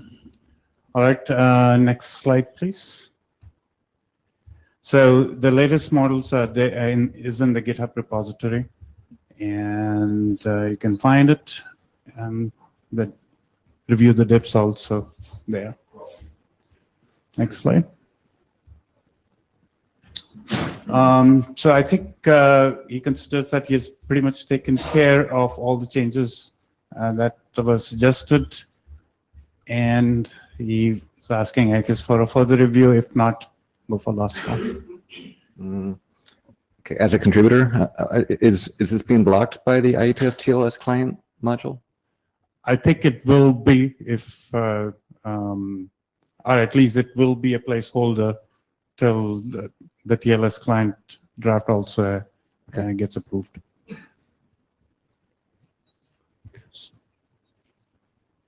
So, I mean, in that case, would you want to defer asking for last call until we have the TLS client module worked out further? I think it might make sense. Yeah, I think so too. Clyde just confirmed that it was being blocked. It was being blocked. On Jabber, Okay. he said that. Okay, great, thanks. If you don't mind, this is for Clyde. Are there any changes that are likely in this module if there are changes in the TLS module? You want me to read? Yes, please. Probably not. That's from Clyde via Jabber. Given that, is there a reason to hold this up rather than to have it proceed, go through the normal process, and then sit with publication block or whatever? Exactly. Reference That's block. what I was thinking, that it would sit in the queue till the TLS client gets RFC. So as a contributor, I think the TLS client is too immature at the moment to even rely on it as a placeholder. I think we should just wait a little bit longer on it. We would like to have an implementation, for instance, of someone having used the IETF TLS client module to see if it actually makes sense. So he hasn't answered, but in between, probably not, and it's being blocked. He said, yes, defer last call. So I don't know if he's... Okay, let's, you can say what you want, and then there is an answer. So I'm serving as the Yang doctor for this document, and I haven't read the latest version, but I'm going to read it. Ideally this week, otherwise next week, so it shouldn't take that long. Concerning where it's getting blocked, at the end it's going to get blocked, right? So it doesn't really matter. We can have a long discussion where it's better to block, but it's going to be blocked. So at the end it boils down that the TLS document needs to get done. Yeah. As a general rule, if we can have a document be done and advance it out of the working group and let lots of process steps happen along the way and then just let it be blocked by reference, that's good.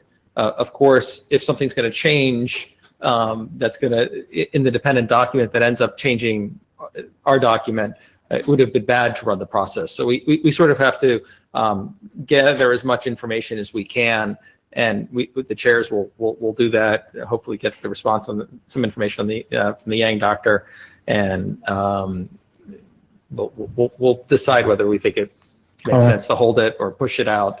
But if all we're waiting is for a reference, it's really good to go through the process of all the steps. That just takes time. There's no reason to hold it up if we don't have to.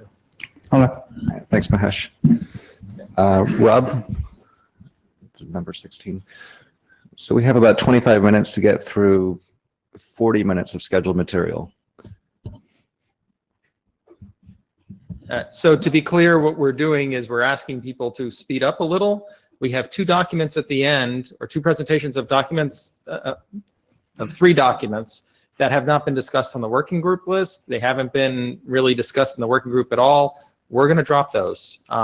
If you want to make sure that what you are going to talk about is covered in this meeting, you got to make sure to cover it in the list.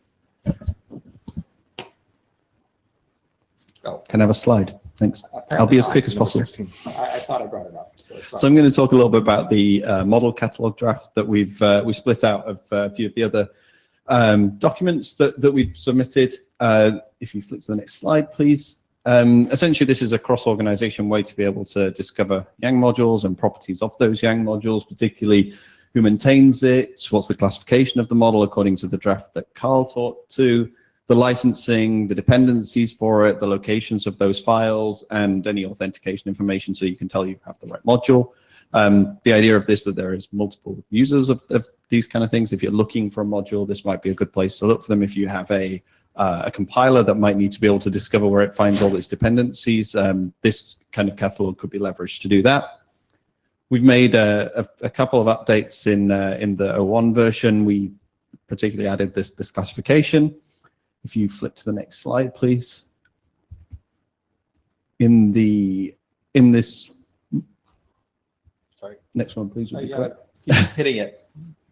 Okay, so we have two types of bundles described in this catalog. One is as a feature bundle, and this is essentially describing a set of modules that work together to be able to give you some form of an overall feature. So something like L3 VPN might have a policy, might have something to do with interfaces, ACL QoS, ACLs, QoS, and network instance.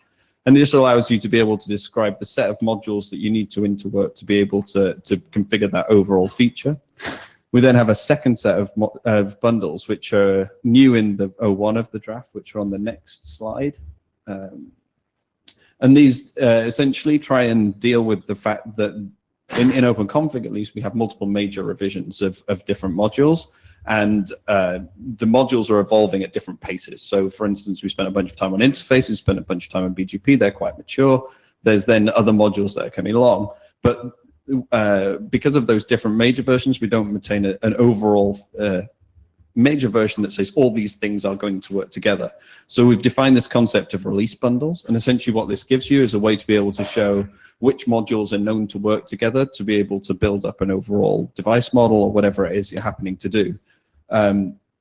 The approach here is intended to be able to say anybody can define one of these bundles and say I use this set of modules from wherever in the catalog, and I know that they work together such that if a vendor or an implementer wants to say I can support that functionality, they can say I support release bundle X, and then that implies all the other modules below it.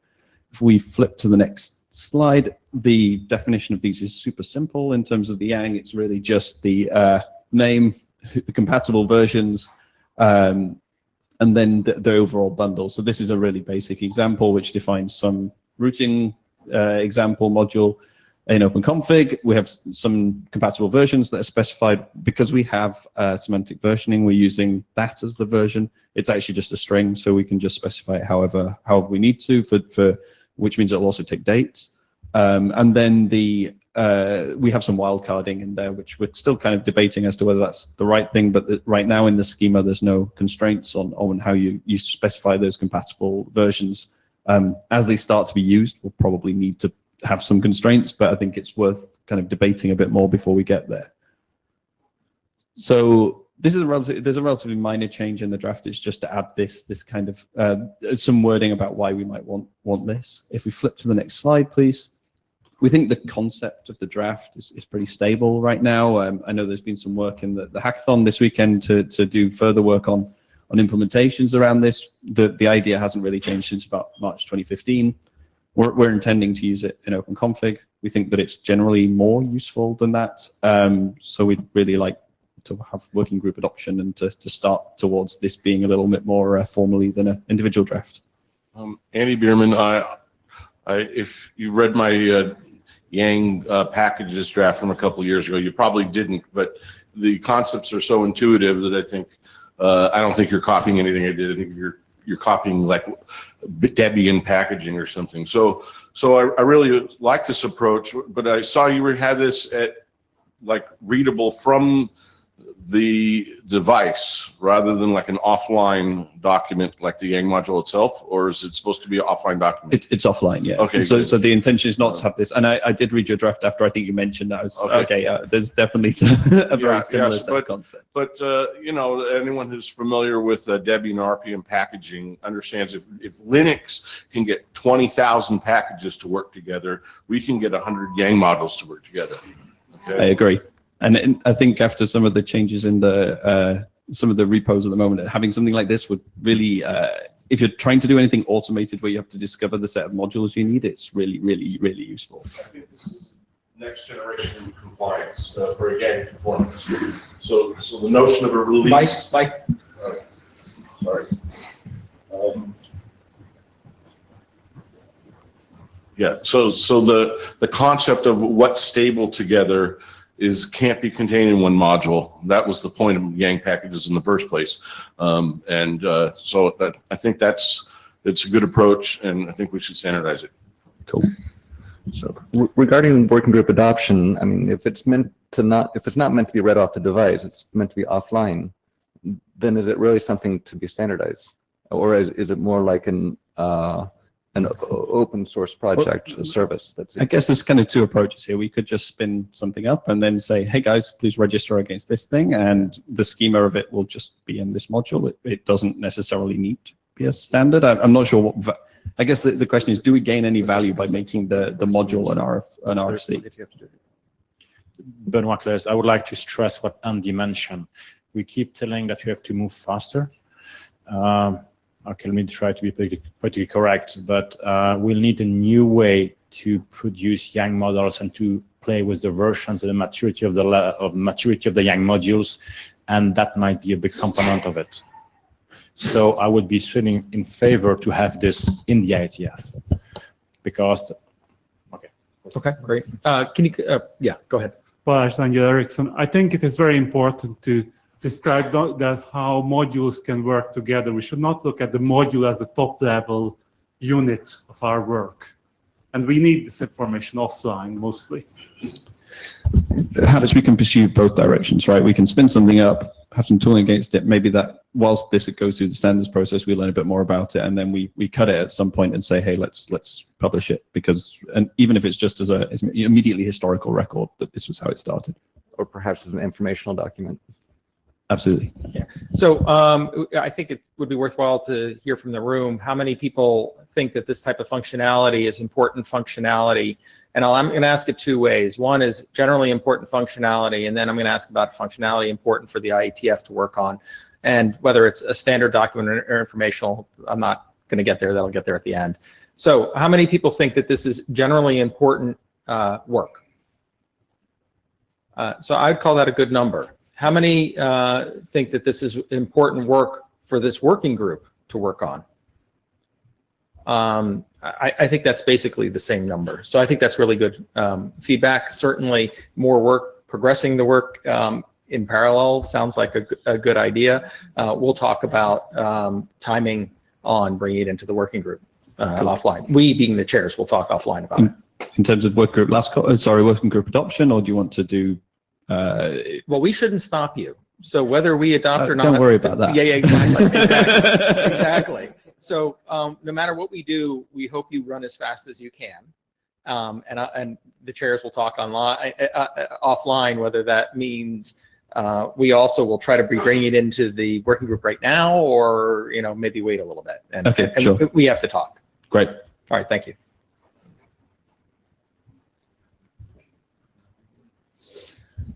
Norm? Is Norm here? Great. This is 17? 17. Oh, good. Got the right one. Hi, I'm Norm Strawley. I'm here to talk about the draft for the QoS DiffServ model. Next slide. Rev 1 was presented at the last IETF. I just want to talk real quick about an overview of the design, just to touch on it real quickly. Basically, the model has 3 levels. The first level is kind of a framework model for QoS. It has classifiers, actions, which are stitched together by a policy, and policies are stitched to an interface via the target module. So these are kind of the framework that everything is kind of built on. The next level is kind of what we call the diffserv, or is a diffserv implementation, which implements the diffserv portion of CLOS.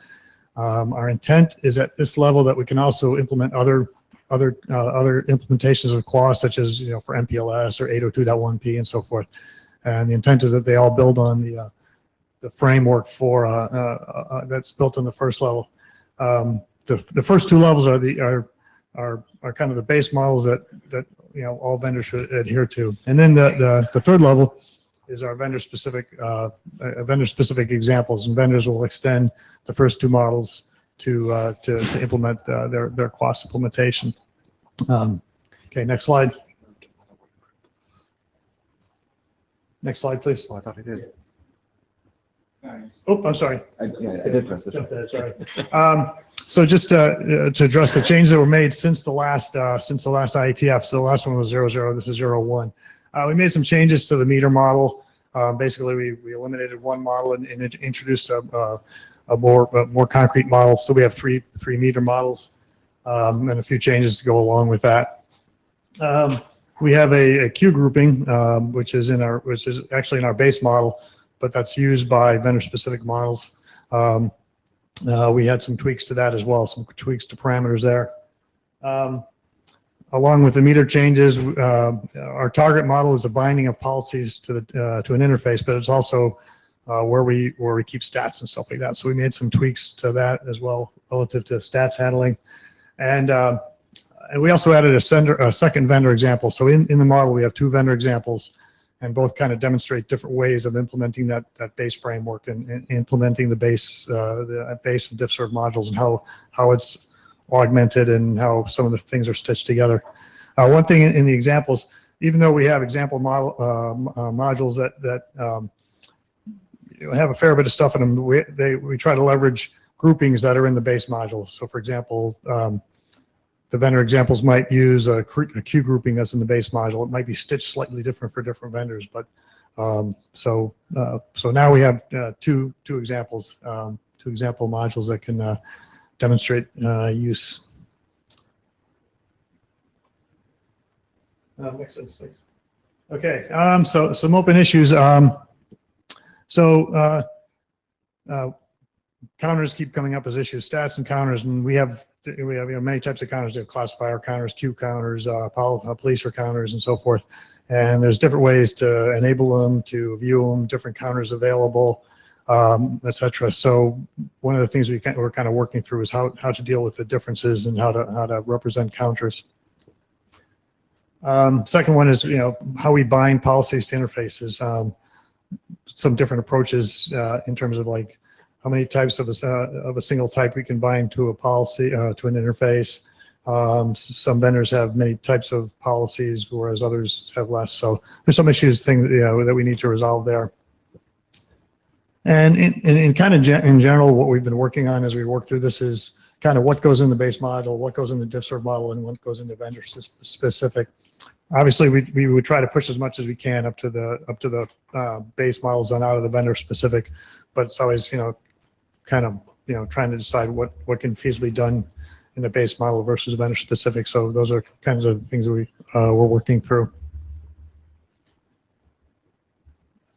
So future direction, obviously deal with the open issues, which I just talked about. So also there's a draft that came out of the routing group that's also trying to address CLOS configuration. So obviously we don't want to have two drafts. So we're going to try to work with that group to try to resolve that.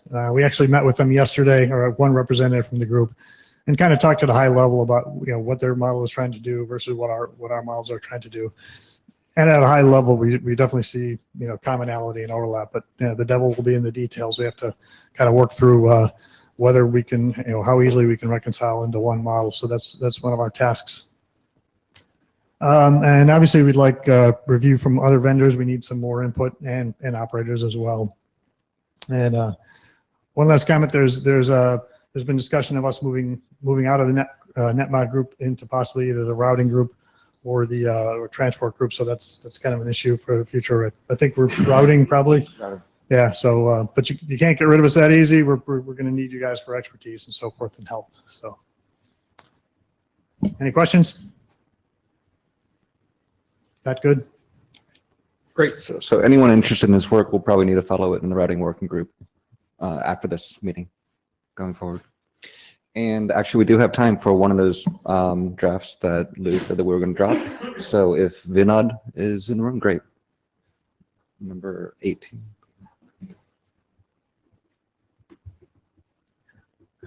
Norm, thanks for getting us time back. Good afternoon, all. Myself, Vinod. And Stand please a little closer to the mic, please. Yeah. Good afternoon, all. Myself, Vinod. I'm here to present about annotations that we'll be adding to Yang to give more information about the schema. So, you can go to the next slide.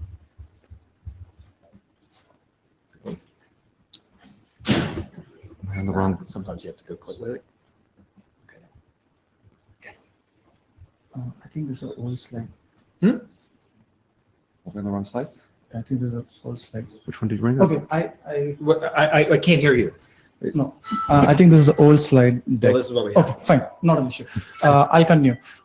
Basically, with Yang, initially when Yang came, it was used to address the schema definition language for the data store. We represent the device as a data store, and we used Yang to represent the schema. So because Yang was simple and powerful to represent the schema, the tool chains were really became powerful, and it gave a lot of benefits for automation. And we also see that the Yang usage has gone beyond the basic, NMS interaction for config data and operation data. We also use Yang to model applications in the controller. Back when we used Yang to represent the config data or the op data of a device, all the nonces of the data store implementation was specific to the device.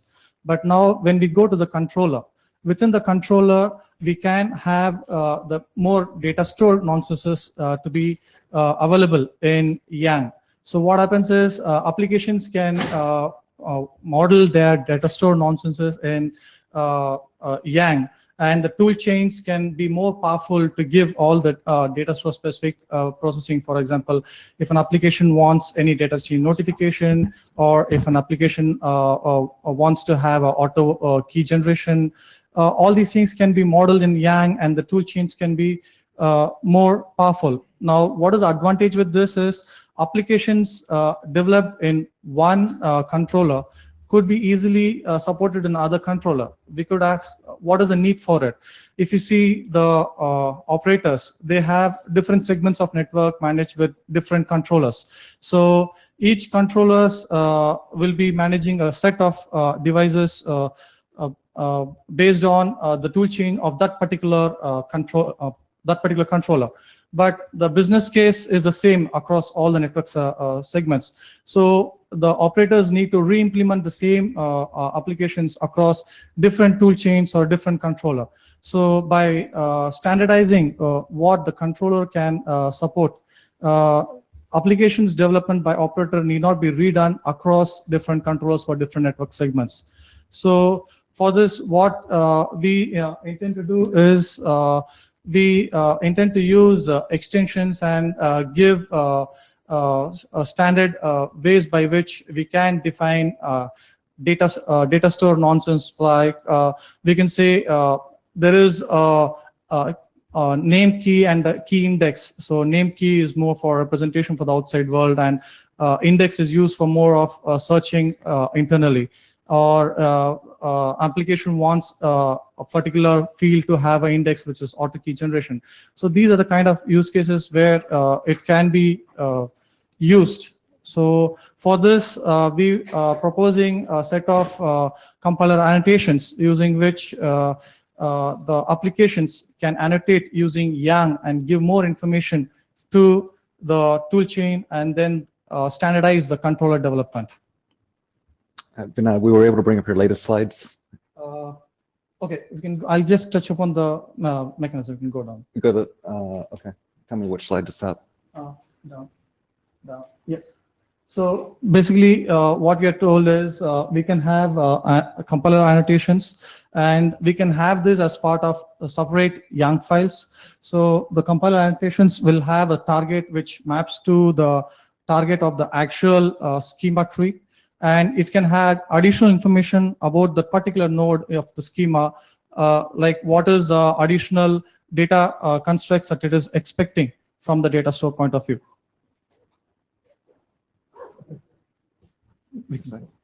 Okay. For example, here we have mentioned that we have a candidate server. Now, the candidate server is identified by a name, but name usually is not the most efficient way to search or sort. So usually most of the implementations use an index which is not exposed. So now if you want to have something like an index over here, I can have like I have an auto key, and then at the servers, I can add a leaf called a server ID, which is not exposed in the schema.civil, but used in the toolchain for development. So we did get feedback from the working group. Initially, we proposed it as annotations, which was not in line with YANG. Then, since it was not compliant to YANG 1.0, we modified it back to be compliant to YANG 1.0. And the second thing was the comment that we received was it is more of implementation or toolchain specific. Actually, our intention is not to keep it specific to a toolchain or specific to implementation. We want to extend it so that it helps the application portability across controllers. Because today's date, we use YANG in the controllers to express the data organization, just that in controllers, the applications are also being developed. So for those applications, portability, it will be much helpful. That's it. So as part of the IETF hackathon, we did incorporate the compiler annotations to the ONOS controller, and we were able to annotate and tell or give instructions to the compiler what are the additional data organization needs and application needs. Thank you. Any comments or feedback?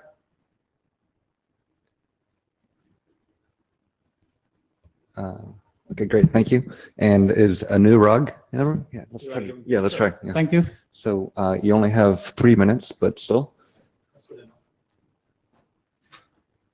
So very quickly, I'm Anurag Sharma, and the modification, like what we are presenting over here is the fault YANG model, the common base model, and it's going to be based on 733 and RFC 3877. And the way it's being modeled is it's so that it can be extended by the vendors using augmentations. What I found this morning was that there is an expired draft from Martin and Stefan, and they had written in May 2015, and I think Broadband Forum BBF is also working on this. So I'll work with Shri to find out like how we can kind of merge these activities in the next version of this draft. So moving on, we can you go to the next slide? So this is just kind of showing the reference points where the fault model kind of is going to be used. What we have is the network element management system and also the domain controllers now, because it's the this is based on the new SDN framework. Next slide.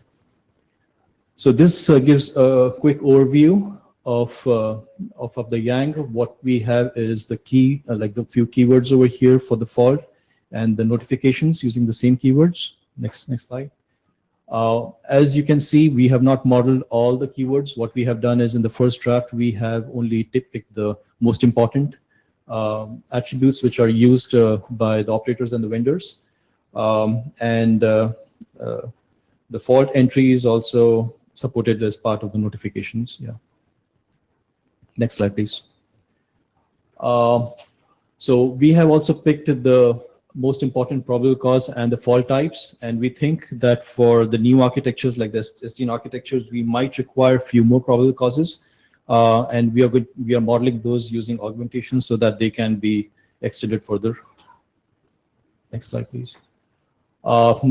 Steps, get the feedback on the current model, and we did receive some feedback.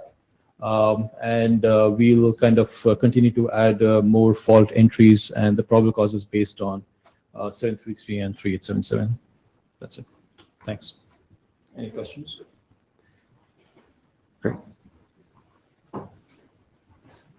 Carl Moberg. We have to be a little, I think we have to think about if IETF is the right place for this. I happen to think so, but we are taking source data from other SDOs and making that into Yang. So that's my first. Have we had any conversation with the X733 people? So this is also based on 3877, which is an RFC. Yeah. And then there is also a draft from Martin and Stefan, which refers to 733 and 3877. Yeah. Yeah. So what we are doing is we are just carrying over the modeling into the Yang, the same attributes. Naro Mashkano, I'm a co-author of 3877. Actually, that's very good stuff in my opinion. And basically, what we have done there is we have reused the model, the severity model, and the list of probable causes, which was standardized by the ITUT. We need to revisit this, but it was built then. And I believe that with Yang, it's much easier to build it as extensible. So there is an external reference, but basically the external reference is stable like for 15 or 20 years in the industry. Yeah, thank you. Great. Alex Clem, I have a really quick question also because you mentioned X733. How closely is it supposed to be modeled after X733? Because I think also X733 talks about alarm. And when you talk about faults, do you see a difference in this? Or why not call it alarm? Yeah. That's a good point. Yeah. So they're kind of used both ways, alarm and false. So that's probably one of the comments. Yeah, thanks. Okay, so Carl again. So the reason why, so Stefan and Martin are colleagues of mine, and the reason why we didn't progress that because we had zero interest at the time. Okay. From anyone else, this is a particularly boring part of our industry, but it's very, very important. Very, very important. Very, very important. Very important. So yeah. I would strongly urge you also to we did spend quite a bit of time on the semantics and the structure on the previous draft. So let's talk, all of us. Yes. And combine. Yes. Actually, we did not know about that other draft till this morning. So Shri kind of brought that up. But so that is in the network working group. So where do we want to do this? So why don't we do it here? We should do it here. Okay. Okay. So. Well, actually, Ericsson, if we do this work, I think a close approach to the X733, like the draft Wallin is doing, we would like that better. Also, if we proceed with this work, it should be, we really should look at it from a generic standpoint so that we could use it for other data planes, which the IETF has worked on, and reference their external definitions of whether it be alarms or faults or both. Absolutely. Actually, we started this work for the transport, but then we thought that it was kind of applicable for all the layers and the applications. Yeah, I'm willing to bet that the CCAMP group will be interested in this, but only in the technology specific parts. Yes, and we think this will apply even to the applications. Yeah. Okay. Thank you all for staying an extra few minutes to give this last presenter time and give us time to do the whole agenda. If you haven't signed the blue sheets, please do so. And thank you all so much.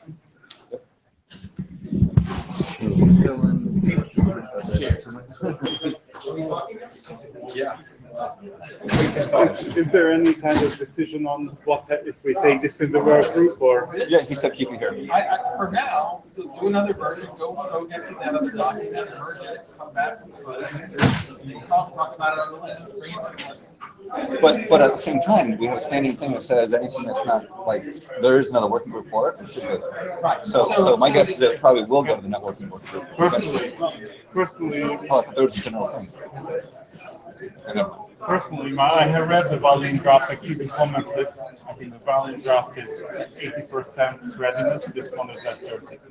Yeah. But if we do something based on the Wallin draft, Okay.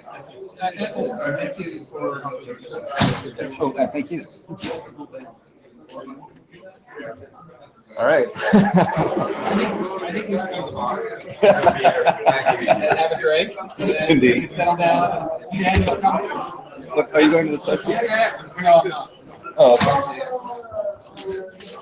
I am, but I'm happy to have a drink with you with bar first. All right, so, yeah, I'm just gonna get started with that as well. Yeah. Yeah. You'll order the first round? You're ordering the first round? What? You're ordering the first round? Yeah. So you No, no, so we'll just.